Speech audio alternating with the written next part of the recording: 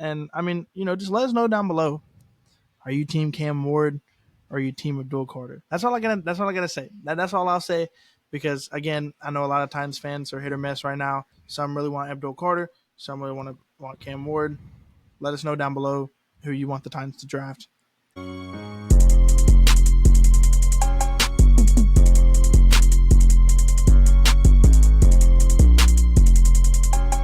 What's good, everybody, and welcome back to another episode of the In Between the Sticks podcast. As always, I'm here, myself, Kale, with co-host Drew and Austin. We're excited to be bringing you another episode. It's been a while. I had a little hiccup on a previous episode that we tried to do, but we'll save that story for another time. Yep. At this point, we are back with you. And honestly, thankfully, we have quite a few more things to talk about since we had the hiccup. So obviously, we're just getting into all the free agency things happening and, getting getting ahead of steam going toward the draft here in the next month and in a couple weeks. So I'm really excited. We wanted to start off by just hitting a few of these things. I got them written down here. Obviously, some of the bigger ones that we've heard about. Devontae is going to go to the Rams. Of course, once we heard about that, there was a weird thing like, oh, what's he going to do with his jersey number? It sounds like Puka's going back to his college number. You got DK going to Pittsburgh, which is a little bit interesting considering their quarterback situation. Yeah, since they don't even have one. What quarterback? Exactly. Yeah. I mean, a lack of a quarterback situation, I guess that would be. Another quarterback moving. You got Darnold going to Seattle. You do have Stafford staying, which was one of the kind of the first things to, I guess it didn't really fall because he ended up staying, but it sounds like the Giants really made a push. And I don't know, ultimately he decided to stay with McVay, which can't blame him. I mean, McVay's done wonders for him. And no blame. Has lived up to that. So then you got Kupp also going to Seattle with Darnold. So that'll be interesting. I mean, what's it going to look like with Darnold in a different system? I mean, obviously we know the great year that he had last year, but he doesn't quite have the same talent that he had. He's got nowhere near an older Cooper Kupp, which I love Cooper Kupp as much as the next guy, but he's getting toward the end of his career. And Smith and Jigba, that's the other one. He's probably going to be kind of a 1A, 1B guy with Kupp as long as Kupp stays healthy. Then you find out with some re-signings, you got Myles Garrett, Derek Stingley signing some huge deals. Myles Garrett was mostly guaranteed. Stingley's was, I think, $90 million. Not sure how much of that was guaranteed, but I think he's the highest paid corner now. And then the only other things that I had written down, I know Austin has a couple too, but Cousins, sounds like he might stay in Atlanta. We still don't quite know yet, so kind of weird. And then obviously the Rodgers sweepstakes. I mean, it kind of feels like Aaron Rodgers is just dangling his free agency in front of different teams and kind of screwing them, to be honest. Like, I think the Giants are in a suck spot considering we have the first pick. So I don't know. I think it's weird. There might have been a couple in there I missed, but it's been a whirlwind of a couple weeks in free agency. So it's getting really exciting. Yeah, I mean, Aaron Rodgers is really what people think is just down between two teams, the Giants and the Steelers. Mm-hmm. If I'm Aaron Rodgers, I'm not going to the Giants. I'm definitely going to the Steelers, especially after they just traded for DK Metcalf. I mean, this seems like that's a little bit better of a situation. I mean, at least he can compete. You got neighbors, but you don't think that the Steelers really can. I mean, I don't know. I mean, the Giants, they can't really. I don't know. I'm not impressed. You have by their neighbors, roster. but no one else. Yeah. I mean, dude, I told Roller today. It's my assumption with the Aaron Rodgers thing. I think he's going to hang it up. He might retire. I think he's going to hang it up. Wouldn't surprise me for sure. Yeah, I mean, it's possible. But, I mean, the Steelers are a team that, like, they've kind of been a quarterback away from being, like, a contender. So maybe Rodgers can get in there and make one last good year of being, like, a really good quarterback. And who knows? Maybe they can make a push in the playoffs. Highly unexpected or probably heavily doubted because Pat Mahomes still does exist. But who knows? Who knows? I mean, I had a few down. I mean, kind of the main ones I want to talk about were some that the Titans – were heavily interested in, I guess, this free agency, or at least fans were, And the first one was Javon Holland. Javon Holland, coming out of Miami. Nobody really knew. The Titans were heavily interested. The Giants were heavily interested. It kind of felt like it was between those two teams. He ended up signing with the Giants. That's unfortunate. We just weren't going to give him the money he wanted. Yeah, he wanted a little bit more than what we were going to give him, which is understandable. I mean, he's 25 years old. You don't know that the production has quite been there. Like, I think it would have been maybe a little bit of a reach. Maybe, but they beat us out, and it is what it is. He's a good player, but I'm not necessarily down in the dumps that we missed on that.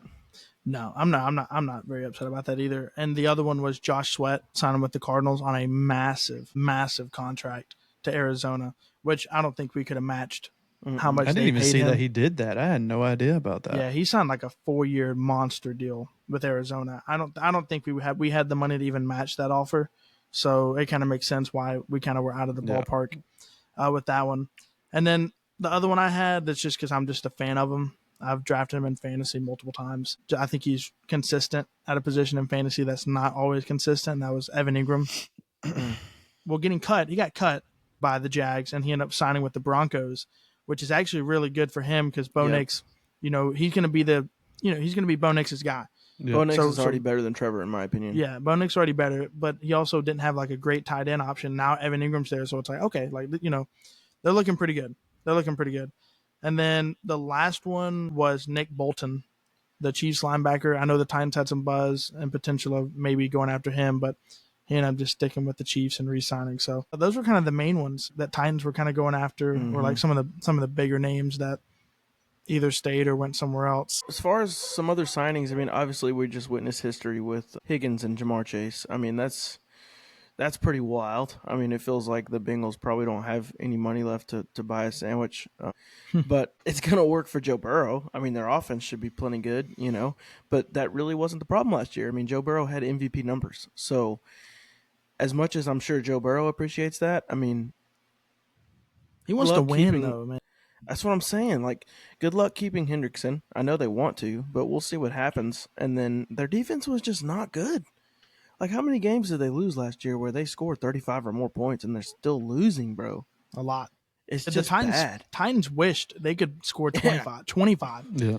The Bengals are putting up 40 and losing. Like, it was crazy. It is. And so, and then Bosa. Where did Bosa end up? Good for him. The Bills, if anybody's going to knock off the Chiefs right now, in my opinion, it's Bills or maybe Ravens. But they have to have MVP Lamar to do that. Not saying they won't, but I just think the Bills have the best chance. Like, they have and the they best just need games. Mark Andrews to catch a pass. No, that's true. But, it's the Bills or the Ravens. So the Bills obviously continue to reload in different areas, and so they'll be good. I am skeptical that they will try to go receiver at some point soon, probably in the draft, because Keon Coleman is decent, but they don't have, like, who was their number one guy? Was it Shakir? Keon Coleman, and then Cooper kind of the main. They just extended Shakir. Yeah, I mean, but I feel like they're going to probably draft a guy unless they, for some reason, I don't know. I saw a rumor the other day where they might re-sign Stephon Diggs, and I'm like, no, but I'll tell you what. I'll tell you somebody that did get signed. That was kind of wasn't really a shocker, but like good for him, but also like good luck to them as the team that signed him, and that was the Chiefs taking a risk on Christian Fulton. Bro, I literally know you were about to say that as soon as you started. 2-year, $20 million contract. I mean, I guess it's not a. It's not a huge and he financial still dealt with bind some with them. injuries But last year. I'm like, good God, bro. Yeah, dude, he Island can't about stay to be healthy. sweet over there. It is. Thank God. Thank God he's got McDuffie beside him. Lord, McDuffie's a dog. McDuffie is a dog, but I mean that other side with Fulton is going to be. Did they rough. end up re-signing Justin Reed as well? No, he went to the Saints, right? Justin Reed. we That's were right, in yes. with him too. But so that's the other thing. Of course, Bergonzi, there was a connection there, but it's funny because apparently he was on an interview today or yesterday. And mentioned that he dang near signed with the Eagles, which is kind of crazy considering that Eagles just beat them in the Super Bowl. But yeah also, I mean the Eagles honestly, I mean they had a couple people walk, but they really kind of just they're just reloading. You know what I mean? I mean they're going to be, and of course Saquon gets his huge contract, which I think we forgot to mention. We mentioned it in our podcast that didn't come out.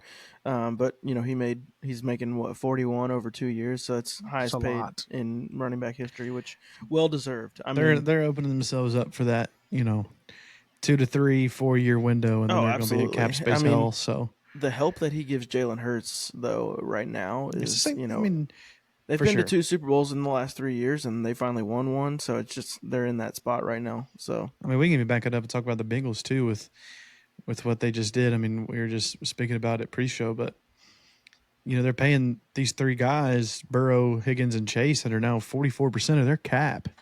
And like to have 3 guys make up 44% of your cap. 3 guys out of 46 that are active on Sundays and 53 that are on the active roster. That's insane. And I mean, yeah, your offense might be good, but I mean, Lord, you better be putting up 60, 70 points a game with how bad their defense is going to be now. I mean, Yeah, look at you their got, yeah, I mean, you got Hubbard retiring, right? You got, Henderson getting technically cut, maybe looking at re-signing, or not yeah, they're cut, looking but for a getting trade, I designated for a think. trade. Yeah.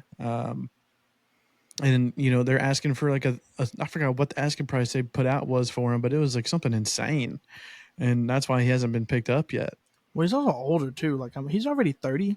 Yeah. So That's what I'm like, saying, I but I'm pretty mean, sure I and saw he's somewhere where they were talented, but asking it's for like just a like first or a second. yeah. that is a lot for a Apparently, 30-year-old edge rusher. I saw plenty of tweets from well-known sources saying verbatim the word they used was ridiculous for Yeah. the asking price for him. So it's like, yes, he's been extremely productive, but he just, you're not going to get something like that with somebody that's older. I mean, look at Harold Landry. That's a bad comparison because Speaking of here, I mean, he signed too. He got overpaid to go to the Patriots. he got overpaid to go back for old Vrabel, 15 buddy. a year for one of the worst pressure rates from an edge rusher in the league last year. That's awful. And that's probably a little bit of a Mike Vrabel stubborn thing, but also in Brother, terms he's of getting the 21 Titans got a over there few- in oh, New for England, sure. man. Patriots, gear up. he You're in might for a as, he world might of as well hurt. give Tannehill a call. That way he can back up Drake May if they trade Joe Milton. Because I I've don't heard think his name in trade rumors too. they're not going to do that. I think their asking price is too much for him. I've third seen rounder. they're asking for a third-round pick for A third like, rounder. Sixth He round won guy. like one game at the end of the year last year. Yeah. I'm like, That gave us But- the first pick. Shout out Joe Milton. shout out. The potential is there though for him. The potential is there. But Oh, sure. I mean, he's a that's work the in case. progress. I think we made some good options.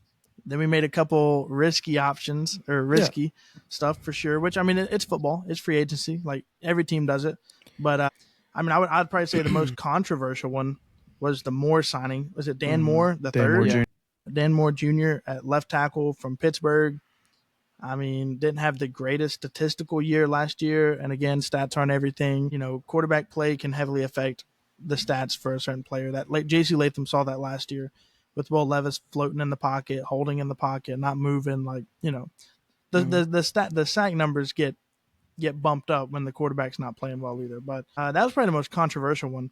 But I mean, did y'all like that one? I don't know. I'm kind of torn. I don't know. It was a lot I'll of money. start on it. But, I mean, here's my thing, right? Like, I think we're also the moves that we've made are under such a microscope just because we also do have that number one pick. Coming into the free agency cycle, we are all saying, and reporters and everybody else were saying that what we do in free agency more than likely is going to tell us what we're doing with that number one pick. And, we'll mention who else we got here, but I mean, we completely revamped that starting offensive line. And the first, domino to fall for that was Dan Moore. And people talking about how much we paid for him, like, yeah, it's a lot of money, but also you got to think, man, like this is free agency. And not only is it free agency, it's free agency and you're getting signed to a crappy football team a year ago. And so when you're getting signed and getting looked at to come join a crappy football team, you have to overcompensate with that, with overpaying guys to come here because you were just the worst team in the league last year. Nobody really is going to sit there and say, oh yeah, I want to go play for Tennessee. But if you throw some little more bag, their way, and they can come. I think you mentioned roller with the sacks and stuff. I mean, you got to think about it too. We got Bill Callahan back there as an offensive line coach, and I think everybody that we have signed, and we'll get into it here in a minute too with the other signings, is all these guys that we're signing are available. They play all the time. They don't miss games, and hopefully we're not jinxing anything by them coming to the Titans. But knock on wood, man. Knock on wood. They have seen so many snaps, and for the most part, everything I've looked at when people talk about Dan Moore is that it's all technique. I mean, you got to be a good player to stay in the league your first 4 seasons plus get another contract for another 4 years. I mean, you got to be decent, right? And the thing is they were saying that he kind of reminds them of like a Taylor Lewan. He's kind of an oversized tackle, super long arms, kind of like JC too, where he's got long arms, big hands. Where if he gets hands on you, you ain't going nowhere. But the speed guys is kind of like where he struggles at. So, I think Dan Moore's. I think he's solid. I think he'll be solid. I think Bill Callahan will get him right. And plus, you got Skronk over there with him now too, and that's only going to be a more of a help for him. And obviously, with free agency and considering how bad we were in a lot of areas last year, especially the O-line, because it was probably the worst. It was the You worst. have to take risks, and this is a risk. But I think what I like most about this move is the potential that it brings to put JC back on his side that he played most in college. I know we all talked about feeling okay that he'd be able to move to left tackle, and I still would, even if he did play left tackle. But I feel a little bit better knowing that he's going to be comfortable in moving back to the right. And I'll go ahead and use this as a segue. He's going to be standing next to a very, very, very good guard in, I don't even know how you say his name, Zeitler or Zeitler. Before you even say that, too, Kevin Jeetler. we got to mention with this move with left tackle with Dan Moore. I mean, you just touched on it with JC at right tackle. It solves two birds in one stone. Yeah, absolutely. For our offensive line, right? Like coming into the offseason, we do okay. You got thing we're talking about. You have to draft right tackle. Now we don't. We have JC that you can move to right. He's been in our system for a year. He played a bunch of freaking snaps. And Dan Moore's young. You're not looking to draft. You're not looking to draft a tackle. Period. Yeah, you're just not. He's on a 4-year deal. Yeah, before Hopefully we even he get to plays all him, four. one thing it's not going to be a huge name signing. It's not going to be like he does a lot signing for us. But I like to see that we brought at least one of these guys back because it does offer us depth at both guard and tackle if we need it. And bringing back Andrew Rupchich. He didn't play a lot last year, but he's just an extra guy for depth that, like I said, with JC, is in the system. He knows the offense now, has played multiple positions. So he has, is very, versatile with that. But as far as for right guard, like you said, Kevin Zeitler is how it's pronounced there. Only on 1 year. He's a little older. He is older. He's only on a 1 year, and that's kind of been, even in the other moves that we'll get into, kind of a norm for this free agency cycle for us is signing a lot of these guys either 1 or 2 years. Yep. Well, I think it's because they're not trying to get in too much of a financial bind. Yeah. Right. I mean, with Zeitler, at least he's older. I think he's 34, maybe just turned 35, but he's still playing at a high level. Also, he was available. I mean, he's durable. It is more so the terminology that we're looking for because that is the one thing that Titans at least were looking for in this free agency was who are guys that are playing, right? Who are guys that we're going to pay to come in? Yeah, they might not be elite. They might not be the best of the best at their position, but they're available because the worst type of football player you can be is not available, right? We've seen that with Treylon Burks. We've seen that with too many other guys that are just hurt every single season, all season long. And it's like, okay, we need guys that are gonna freaking play on Sunday, right? That's what we need. And I feel like we everyone that we signed up until this point, they've played, right? Mm-hmm. And we'll keep going into some of the list of players, but that's the most important thing with all of them is that they play. They're not missing the whole season. They're not missing every other week. Like they're playing. Yeah, I mean, you hear it all the time. Your best ability is your availability. I mean, it really is. Like, as much as excited as we got for L'Jarius Sneed coming in, we need L'Jarius Sneed to be on the field. Even more so now that we, cut Cheeto to save a little bit of money. And some people, I don't think it was to save money at all. I think it was either you do save a little bit of money. You save a little bit. You save them $1.5 million. I think it was that's a bucket and change in the NFL these days, and we're eating like 12 and a half just by cutting him. So it's like we're not saving nothing. I think it's just a thing of he was hurt, like you were just saying, availability and that kind of thing. Like I mean, he was hurt pretty much the whole year. When he was in the game, he was getting absolutely torched. And I think it was a case of with the rise of Jarvis Brownlee Jr. that we love so much and talk about so much here. I think it's kind of he came into it saying, hey, like we brought you into as a CB2 last year, but you're more likely going to be the CB4 at this point with Rodgers. So who knows? He might have been asked to be released. We don't know, but it's crazy to see how fast Borgonzi's coming in, flipping everything that has happened last year. Well, also this year. What I was going to say, sorry, Austin, not to cut you off, but what I was going to say before we get into some of the other signings in terms of the offensive line, and I guess in most of the signings, because you mentioned that these were all mostly 1 year deals, and this does not surprise me at all, and I'm actually very pleased with where we're at going into the draft, and still a few weeks of free agency left. Now here's the deal. You talk about Bergonzi being wanting to build the trenches, which he has started to do, and kind of have that as your foundation. And then also he said, we want to draft and develop.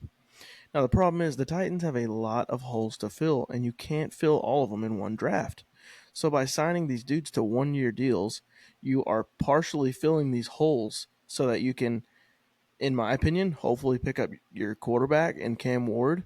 You can start building around him, and then when those 1 year deals come up, you have room next year to draft offensive line or whatever you need because you already have your quarterback. It's a process, but you don't go out and pay these Andre Dillards like we've done before, it screws you because one, they suck, and two, you're just out all that money. We can't keep doing that. So you bring in an older veteran like a Zietler, you bring in a Dan Moore who's a little bit of a project but has high potential and he's younger. You kind of had to make a little bit of a risk there, but like we said, it's two birds with one stone. You get to move JC back to where he's more comfortable, and we just think he's going to keep making strides as well under Callahan. There's no reason not to believe that. So I think that he's doing exactly what he said he was going to do, Borgonzi that is, and that's why I'm excited. So I can't remember all the ones. I will also say I love what they did with the Kenneth Murray thing. We ended up trading him for a pick. I can't believe we're talking about a guy that was he a first round? No. First round pick. Oh yeah. First round pick. I think he was number 19. Has been productive tackling, but that's really about it. I mean, he's a good run stuffer and stuff like that, but he can't cover a blanket, dude. Yeah, and the fact that also the IQ's not there. It's not. And the fact that we ended up getting we we gave them one of our picks, but really we just moved up like 40 spots. I mean, so that's we don't have I think it was 52. We have 2 6th. Yeah, so we moved up 52 you jumped total up, picks. You can get plenty of value there. So I like what we did with that. And then glad you mentioned the thing about the 1 year deals because that's exactly what we're doing. Absolutely, we got too many holes. You can't fill them all in one season, but it kind of gives you a little bit of structure. But you're leaving room to continue drafting. Down the road. Exactly. But you're also kind of showing kind of what you're looking for in the draft. We signed Draymond Jones, right? That's the Seahawks guy who is probably the second biggest person we signed. Draymond. Not sure how you pronounce it. But we signed him from the Seahawks on a 1 year deal. And it's a little bit of a prove it year for him, right? But also, again, we're not wanting to get him on a 2-3 year deal where we're financially locking ourselves in. Again, it's just like the Zietler situation. And, we re-signed Sebastian Joseph Day, which was a great re-signing. 1 year, re-sign, still try to draft people to fill these holes, right? But you can't get them all at once, so put a guy in there and attack other positions, and once you get those good, come back next year and try to fix these, right? We haven't touched wide receiver except for Van Jefferson, the wide receiver we signed from the Rams. He's not a starter, right? I mean, he's a wide receiver 4, wide receiver 3 at best, and special teams guys is going to contribute. But we're going to get a wide receiver in the draft, at least one, right? And because that's just based on what we're doing right now in free agency. We haven't touched it. So, clearly we're not rolling in with only Calvin Ridley and Van Jefferson and Treylon Burks as our 1, 2, 3 next year. There's no way. So, again, 1 year contract on the positions you want to try to attack next year and leaving spots open to go and attack your positions this year as you want to get through the draft. It's smart. It's really smart. But again, I think Titans fans were just looking for big splashes like last year. Calvin Ridley, look what it did for us last year, man. We did all that stuff and won 3 wins. I mean, Lord, we threw our whole checkbook on the table and we won 3 games. Yeah, but it's a process, man. That's what everybody says. It's a process. You can't rebuild Rome. You can't rebuild the Titans organization in 1 freaking year. It's just not happening. Plus, even with that, like with the signings to the 1 year, 2 years, I mean, that also allows you to, for instance, like maybe a guy like Draymond Jones. He's a little bit on the younger side. I think he's just coming off his second contract. So say he has a good year, you can re-sign him then again for another 2-3, year extension. And you're just finding guys where you're signing them for relatively cheap, I guess you could say. I mean, it's free, so you're going to be overpaying a little bit. Well, you're signing guys for a small period of time to where either they play and they show you that, they're not worth it, not worth keeping around, and you just don't even have to re-sign them, or maybe they have a good year and you can provide you depth in position, and then you have more depth there and you can sign. I mean, it's almost like the draft where you really got to hope you hit on it, because we've seen as Titans fans on free agencies that we've been in the past where we didn't hit on it. No. And drafts. But one signing I also really like now that we have released Cheetah was we brought back Daryl Baker Jr., who played kind of like the latter half of the season last year, who was really good for us when he played. I think he's also on a 1 year. I want to say it's either a 1 year or 2 year. There was one more. There was one more. We got him off of the Colts waiver wire last year, so absolute steal. There was one that's going to be it's a gut punch to the Titans. Well, there's also, we brought back Morgan Cox on a 1 year. He's going to keep signing 1 year till he retires. This is the gut punch. This is the gut punch, right? Ryan Stonehouse. Well, yeah, we can get into Stonehouse. I'll get that before. There's 2 Is more. it a gut punch? Yes, maybe. I mean, fans have grown to like him. I don't he see was it as a gut punch. I mean, not from a talent perspective. Like, he's not like end all be all, but like he was a fan favorite. You know what I mean? Like he was like our only Pro Bowler for like 2 years. I'm glad you said that, because we need to touch on this for a second. When your punter is a fan favorite, you suck. I'm sorry, but we're fixing to have a new fan favorite. We don't know if he's going to suck or not. And this is, in my head, I'm saying Cam Ward, but you're going to have a fan favorite no matter what you pick in the top I love that we 3 just or went 4. from fan favorite of to the draft. right to the draft. Because you're drafting somebody hopefully to come in and be an immediate starter, whatever the case might be. But you're drafting somebody who's their jersey sales gonna go. We're not gonna be selling freaking Ryan Stonehouse jerseys. Are you kidding me? That's a fire jersey though. But It is a fire jersey. Yeah, but, like, it it is is. bad. It is But bad. he was I get your fun point. to watch. I get your point. But that's the thing. Like, we literally had people saying, "Man, I can't believe we let Stonehouse and Westbrook-Akine go." That's bad. That's really bad. Okay, but before bad. We we have no talent. Plus, think about it with Stonehouse. Like, if we're sitting here truly thinking that Stonehouse rookie year, was he a game changer? For sure. For sure. I mean, dude set records for how good he was punting. Then the, broken leg happens. It's kind of like Mariota. Come back, not the same. I mean, like you said, he's a fan favorite. People want to get caught up in that.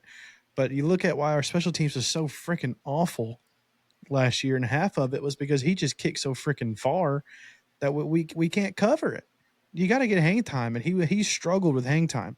Struggled. All he wanted to do was just kick it 90 yards, but that's also because you got to think in the back of his mind too was that our blocking was so bad on special I don't teams. think Bro care where you kicked it. I was about He to was say just trying to get it off. I was about to say I wouldn't put that on him, man. I mean, I also say this: our gunners, it's a team sport. Yes, I mean, he the kicks stats the don't ball lie. far. I mean, he but was it very was low not, in down punts last year. Yeah, but also that's not always those are stats that are on a sheet. But when you're watching the games, look at who our gunners were that are running up the sideline. Nick Westbrook-Akine started or was our gunner on the outside running. We talk about how slow and how his inability to separate on offense is. We're talking about a guy that's got to run 50 plus yards downfield in the 3 seconds of hang time that you're going to get from a punter, 4 seconds. And it's like, you're not going to win. And then Trey Avery also. We didn't have the guys for special teams that like made a difference and made an impact. Also, think about it. I mean, look at the Bears game. Trey The Avery line needs to be couldn't in the block. snake pit. Yeah, the line. It was a mixture of everyone. It was the special teams coach not doing a good job of coaching the guys to block up front. Hopefully, fix that. Also, the people on the roster just weren't good enough, even on special teams. Special teams makes a difference. And I think what we tried to do last year is we tried to just keep some bums on the roster and just say, oh, we're going to force them to play special teams. Where in the NFL, that's not how it works. That works in college, right? Notre Dame, Tennessee, y'all will get true freshmen in. They'll just play on special teams for their first year. It don't work in the NFL like that. You've got NFL guys that are special teams only.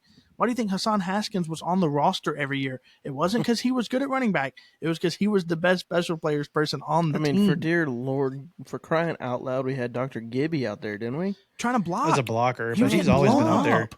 He was getting blown up, him and Chestnut, every time. No wonder Stonehouse was punting so fast. Them dudes can't touch anybody for 2 seconds.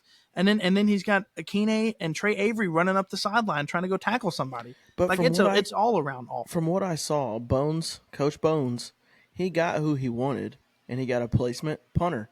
And I'm confident that he's going to make us a lot better, Bones that is, and the punter's going to do his job. I mean, that's all we really need. We did not do well in field position battle last year. We just didn't. And I think with the Lions game, like we were literally in that game until they dang near felt like they were going to return every punt. Shout out Khalif Raymond. And we kept kicking the freaking ball We every did. time. So it's just one of those things, and I don't want to get hung up on special teams too long, but Yeah. it's just where we are. Yeah, the only other one I was going to mention was, in missing out in Javon Holland, we pick up Xavier Woods, who's a little bit older, has some experience, which will be good back there with Hooker, him and Hooker being able to work together. And, it's hard to say our defense is going to be good off the bat, but we have some things in place that I think will allow us to try to compete in different areas. And then obviously we'll hopefully supplement a lot of this veteran play with some draft picks that we could find value in the middle to late rounds, because obviously I do think there's going to be quite a bit of offense that we go for in the beginning. But plus with that, I mean, we also re-signed Mike Brown, so I don't think Xavier Woods and coming Otis in here and Reese. has that spot locked up. I Otis think Reese as well. you think? I think. I mean, this guy's better than Quandre Diggs. Like Brown, Yeah. like he's better than Diggs. And like if Diggs was And, starting last and year, more he's available. Again, Yeah, more it's that available. availability. more. Also, like when you pay somebody a 2-year, $10 million contract, that he's playing. You know what I mean? Like we signed Mike Brown to probably like a 1 year, like $2 million, right? Jeez. We weren't I even don't know if it's that low.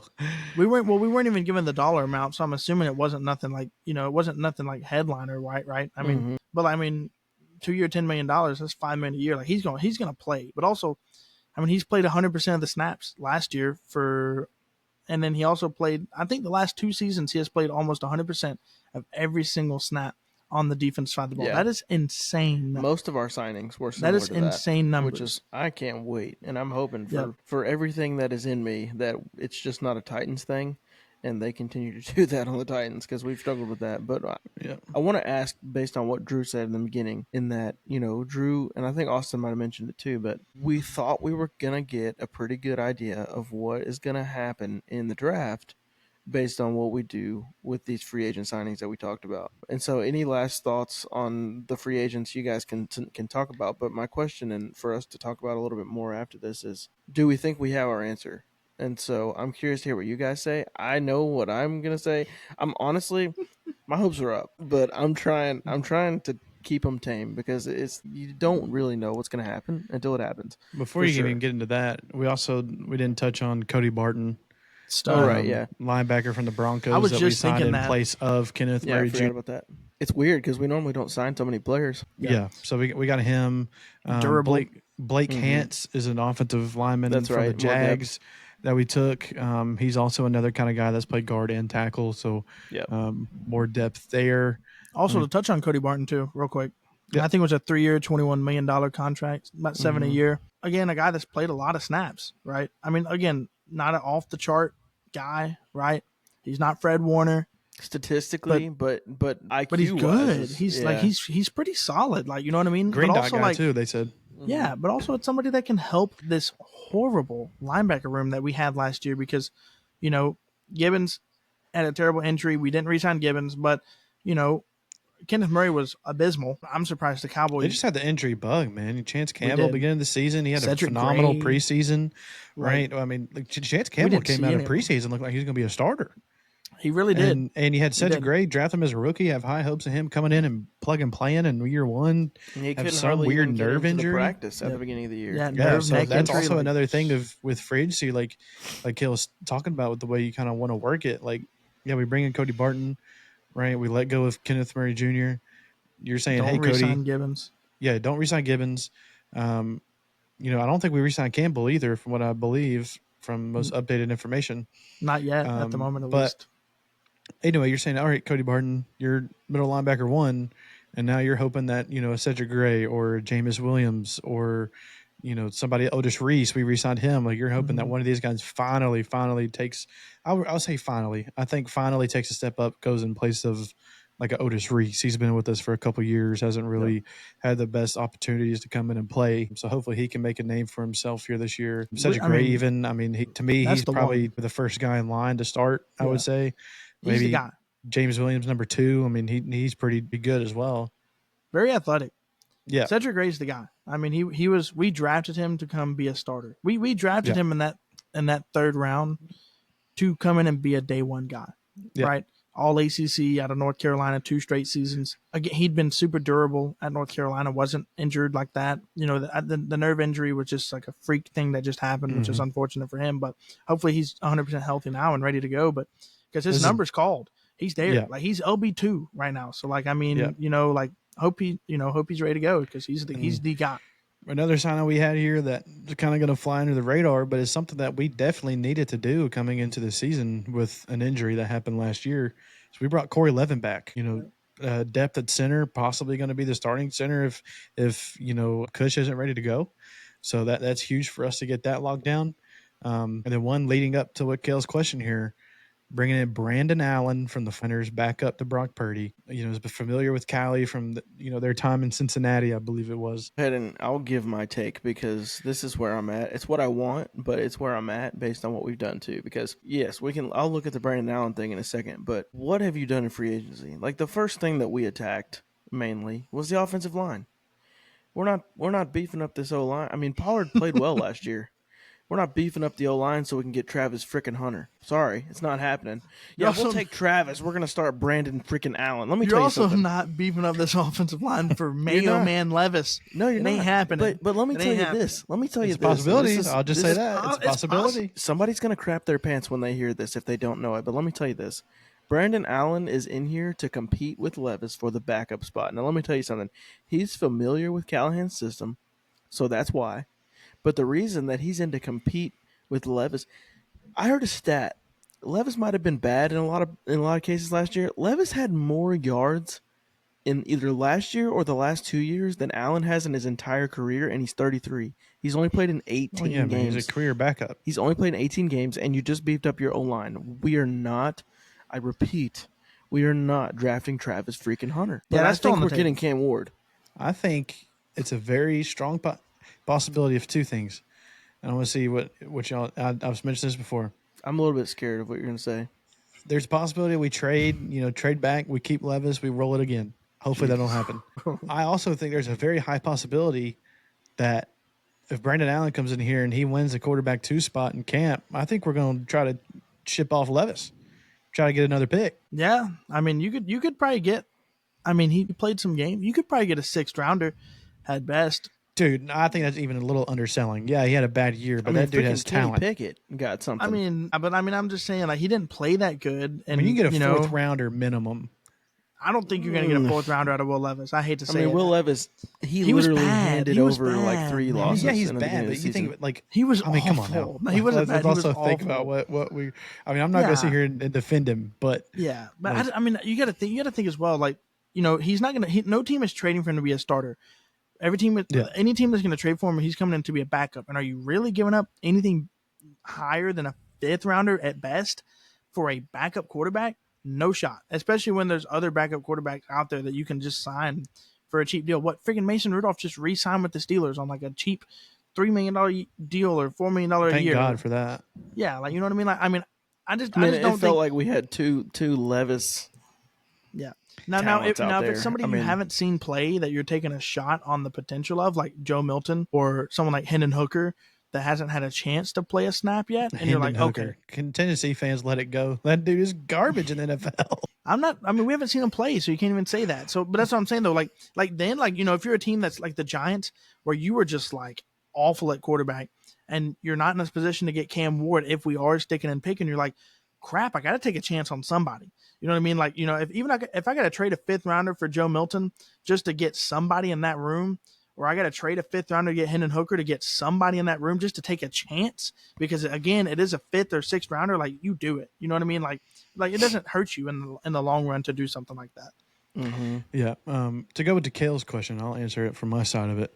I agree with you, right? For what we've done in free agency wise, you bring in a certified starting left tackle, you move JC back over to right tackle. Is going to be our right tackle, hopefully for years to come.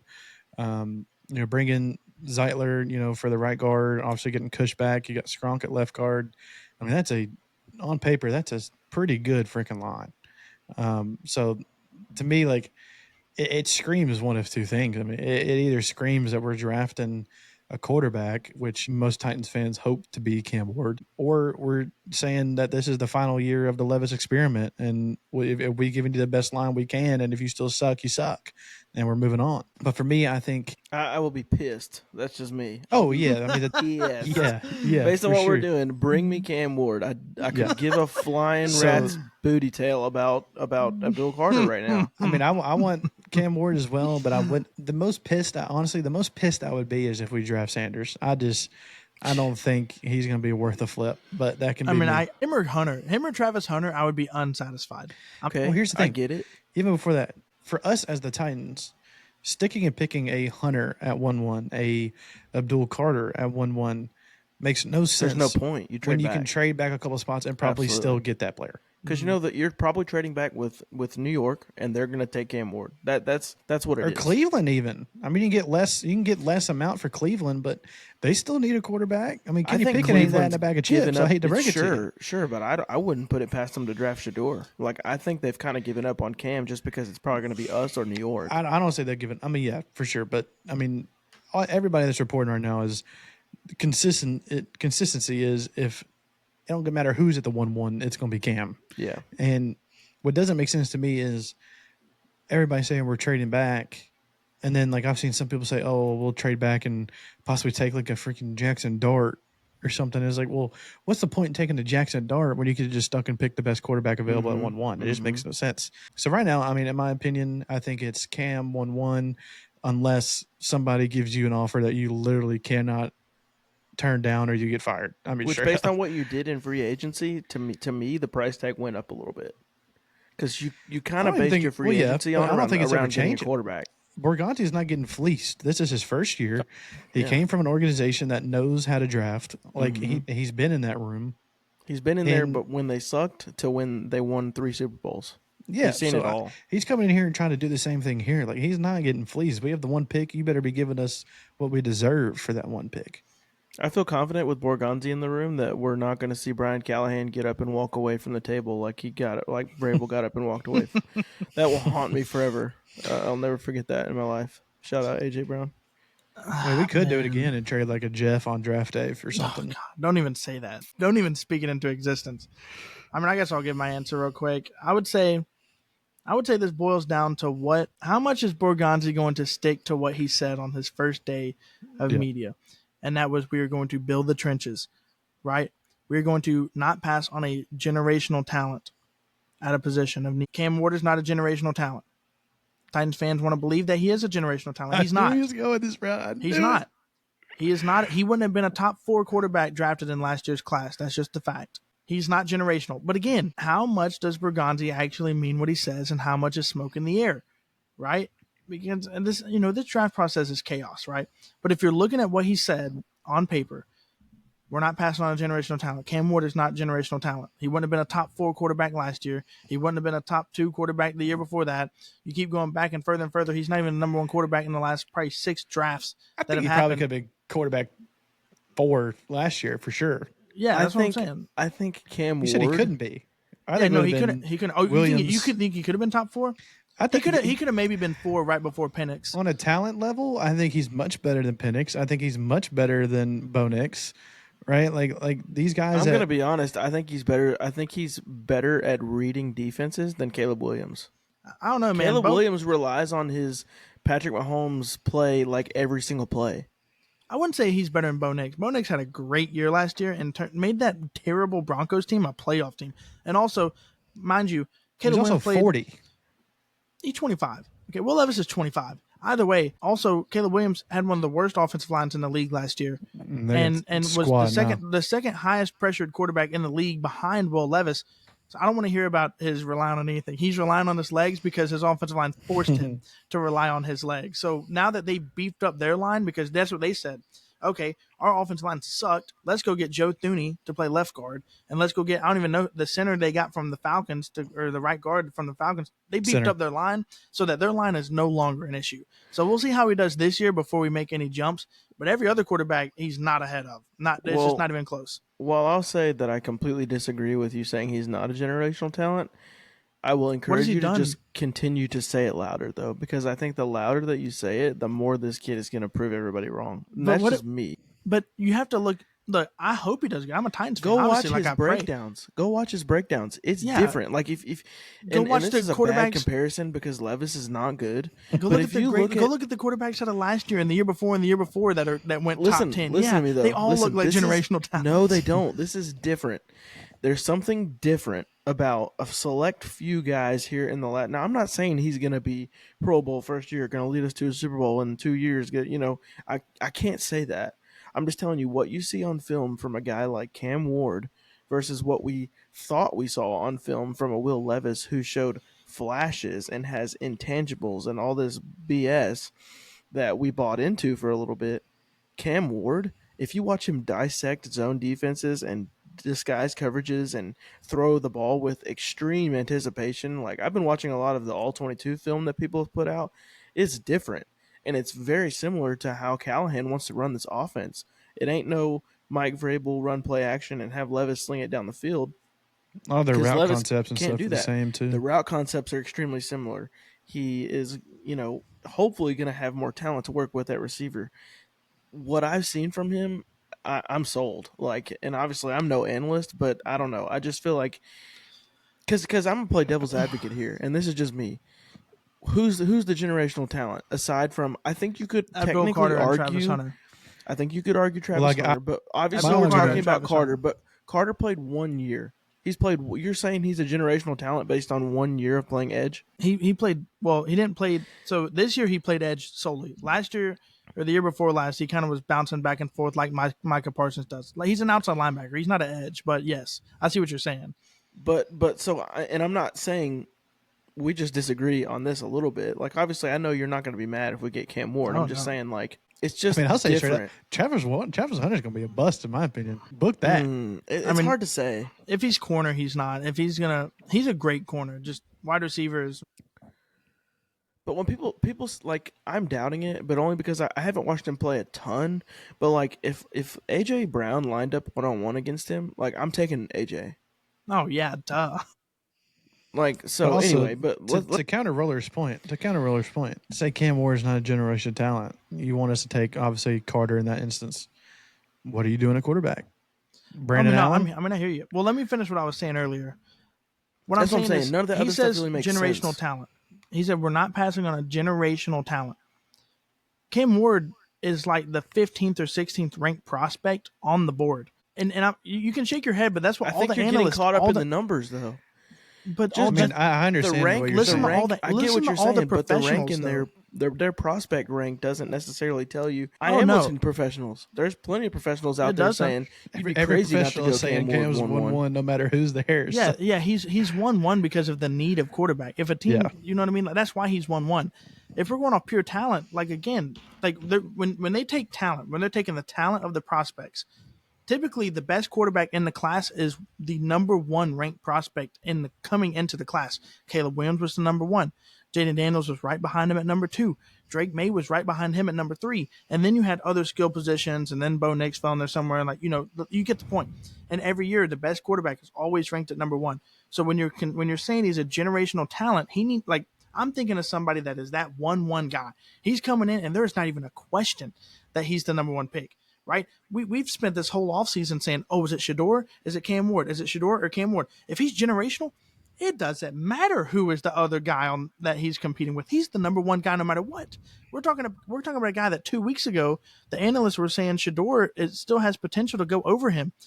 If he's generational, there's no competition because Shador's not that good either coming out of college. Like, you know what I mean? That's what I'm saying. I agree with what you're saying. I get that completely. I just think one thing that changes as we get closer to the draft is people start to look more closely at the players and at the film. Over time, things start to narrow down to where Shador is being talked about as potentially not even being top 10. I don't think that'll be true just because of the need of quarterback. Well, it's like not you even said. that. It's coming down to the draft. Is everybody saying, "Hey, man, how many smoke grenades do I have in my pocket? I can sit here and throw out." And Travis Hunter is a brat, or not Travis Hunter, excuse me. Shador Sanders is a brat and doesn't like to talk to certain teams. His draft stock's gonna fall. Dude, get out of here, brother.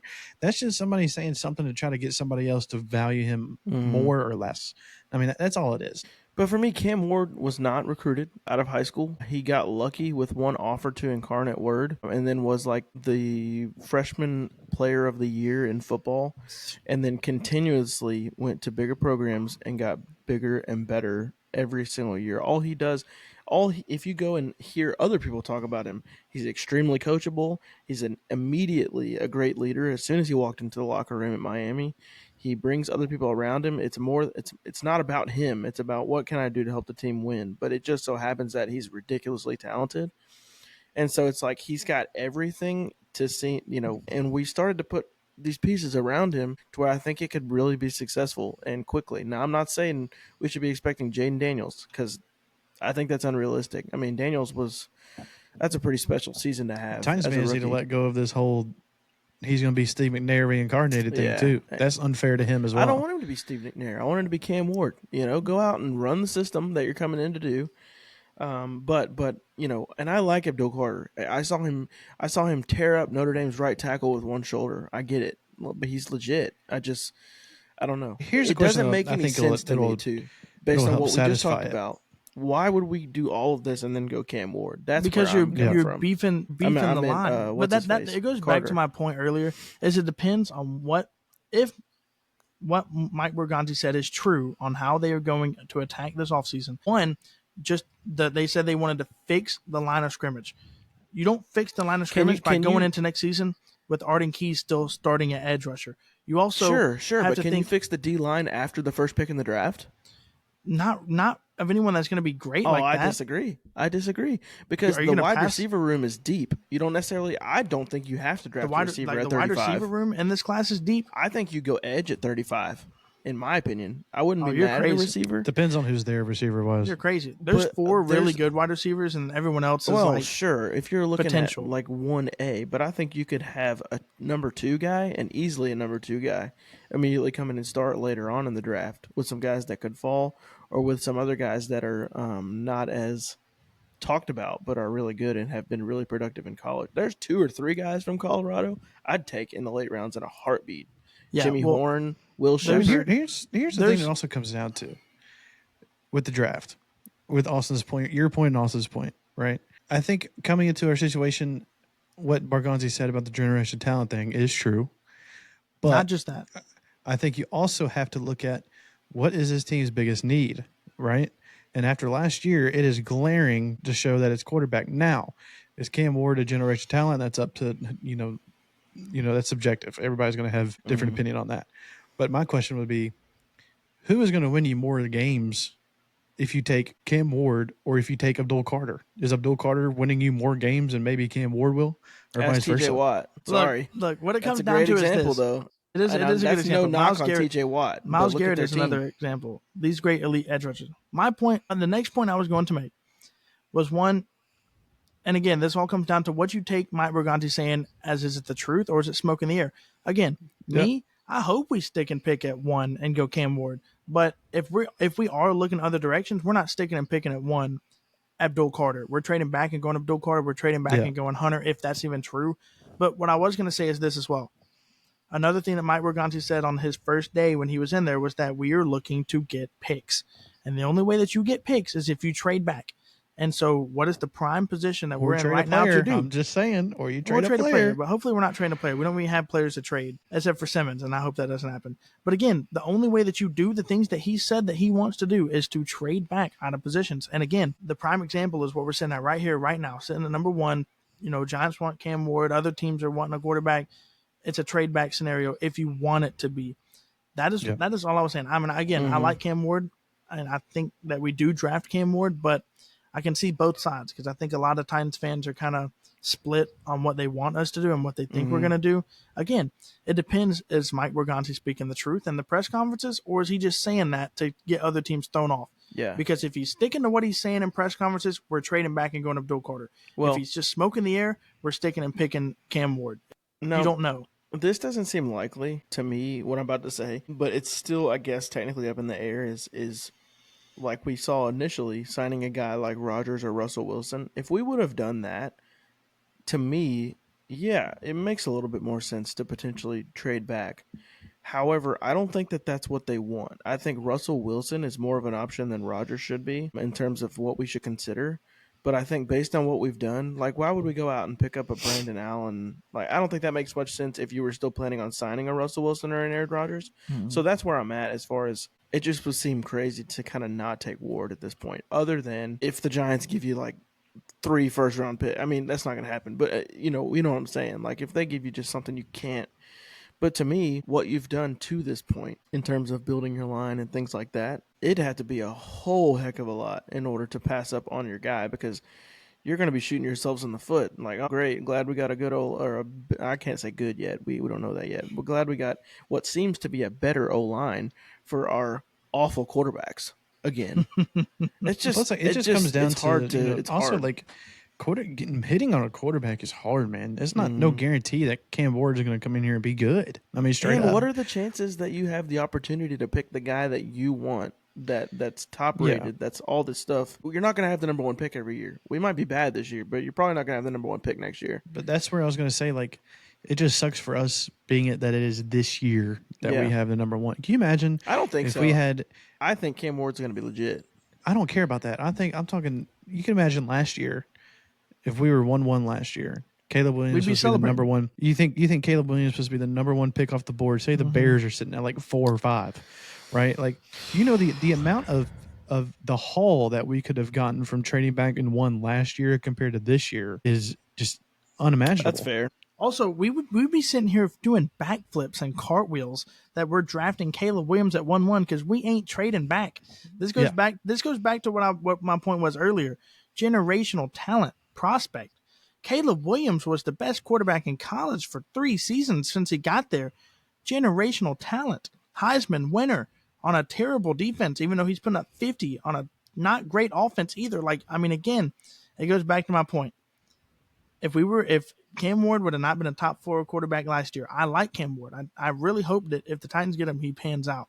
But I'm just saying, if Mike Berganti's talking about generational talent, if he's talking about we need draft picks, we need to fill positions, and the only way to do that is to get more picks. Cam Ward's not the pick. I'm sorry. Yeah. Like, I mean, he's just for the not. for the betterment of our team, for the long haul, it is to trade back. I mean, to be in my opinion, like if you want to truly build out the team as best as you can for the future, you trade this pick back and you take best available at whatever pick you're at. Now, the only issue I have with that is the current quarterback situation. If we do that, yes, I just said do, but anyway, do you roll Which a Levis is out there? that And to be pertains to our honest, quarterback room. plus, here's the thing too. Like I know it sounds like I come in here and I defend Levis a lot, because I really did hope he would pan out. I mean, he looked really good his first game, right, in the Falcons game. I hope whoever puts the quarterback helmet on for us pans out. Yeah, I mean, because there's did he make stupid bonehead decisions? Sure. Did he make some really good throws last year too? For sure. I think it's also a certain worst that's what I was betting into. Yes. It also, he didn't have much time to sit there and get comfortable and throw plays and let plays, open up for his receivers downfield. I mean, it's just hard, what receivers? Man. What receivers again? Yeah. Like, so, and he was a the lose part lose. that bothers me was when we had guys open and it felt like we had Stevie Wonder at quarterback. Now, see, here's what I will say. Yeah, there were some plays that players get schemed open. But the offensive line not being able to block, but also knowing that in a lot of those games, your mental clock speeds up. It speeds up, but also, genuinely, there were not people open on a lot of plays last year. That's just what it was. Tyler Boyd's not getting open. Akine's not getting open. Treylon Burks is eating a cheeseburger on the sideline. Calvin Ridley's getting double teamed because teams are saying, if we stop Calvin Ridley, no one else is getting open. Jaquan Jackson's muffing punts. He's never going to throw you the ball. Yeah, Chig stone hands for half the season, but then he kind of turned it on towards the end. Josh Wiley, non-existent. He existed, I guess. He was a spot on the roster. And then Bryce Oliver, undrafted guy. I mean, you know what I mean? So it's like I like Bryce Oliver, but I know what you're saying. But I mean, he's okay.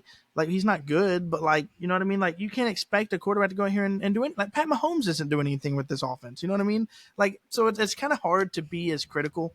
He had the really dumb mistakes early in the season, awful mistakes. But But again, I feel like we've beefed this offensive line and we've done all this not for Levis. We are beefing everything up for Cam Ward, but I don't want to count Will Levis out yet because I think that Will Levis is a competitor, and I think that Will Levis has unfortunately not had the situation that Cam Ward is going to get when he comes to the Titans. Yeah. We've beefed up the offensive line. It seems like we're going to get at least one receiver in the draft. So it's unfortunate that Levis got to the Titans at just the wrong time. You know what I mean? Just wrong place, wrong time, and just a terrible franchise sitting. If he could have came in when we brought Tannehill in with that offensive line that they had Tannehill's first year, dude, dog. Yeah, run it to the bank. He'd have been a dog, dude. Yeah, he would have fit in. He would have fit in perfect, man. He fits in that play action scheme. I mean, it's not his fault that our team just sucked when he got here. You know what I mean? It honestly feel bad. It's like Mariota. Our team sucked when he got here, and he didn't look great when he was here, but it's because the team sucked, right? It's like Bryce Young with the Panthers. A bad team makes a great player look bad. Not that Will Levis is a great player by any means. I'm not saying that in the slightest. Don't get it twisted. But no one else around him helping makes him look worse than he is. I don't want him to just sit on the bench somewhere because I do think that there's some teams that he could fight for a starting job. You know what I mean? He could go to the Giants if they don't, if we stick and pick Cam Ward, and he could probably win their starting job this year at quarterback. and even the Browns, right? And even a team like the Saints. Heck, he could go give Derek Carr a run for his money, probably. You know what I mean? So it's just like, It's just going to be the classic case of Titans suck when they're a Titan and they leave and they become a good football player. yeah. You know, it's just like, how can we not? And granted, it's an old regime, right? We have a new regime and because you look at guys like, maybe like a Khalif Raymond, for example. Kel mentioned him earlier. I mean, that dude didn't do nothing here at the Titans other than, return a couple punts for a couple yards and catch that touchdown and had that touchdown against the Ravens. But yeah, but and then he goes to the Lions and dude's like Pro Bowl level punt returner, and all this other kind of stuff. And there's other guys as well. But I don't know. I don't think, even if we take Cam 1-1, I don't think it changes our team drastically. No, we still suck. We might win a handful of games more, but I think we'll still be top 12 in the draft next year. Look, here's what I think happens. I think if you get Abdul Carter, you're a 4 to 5 win team. If you get Cam Ward, you're a 7-win team. The team's just not good enough no matter who you go. So, like, you know what I mean? So it's just like neither one of these guys are going to propel you into a playoff team. It's just not happening. Multi-year rebuild. Mm-hmm. High on the multi-year rebuild. That's all I'm saying. I think where I come from too, and I completely get it and agree, it's one of those predicaments that we're in, although I think we've kind of set up our predicament to where it's not really one anymore based on what we've done in free agency, but also the Chiefs haven't had an elite edge rusher. They just haven't. They have Chris Jones. And that's made a lot of other people better. We can't compare to the Chiefs because they have literally Patrick freaking Mahomes. I'm not trying to compare to the. That's my point, though. Yeah. I'm not trying to compare to the Chiefs as a team. We can't compare Cam Ward to Pat Mahomes either. Also, you got to think about it. Patrick Mahomes is not Patrick Mahomes coming out of the draft. He's not. And if you get your guy and it turns out to be your Patrick Mahomes, not in terms of talent or wins, but I'm just saying in terms of if he ends up being your franchise guy, which Cam Ward could be, look at how much has changed roster turnover the Chiefs have had. Yet what are they doing?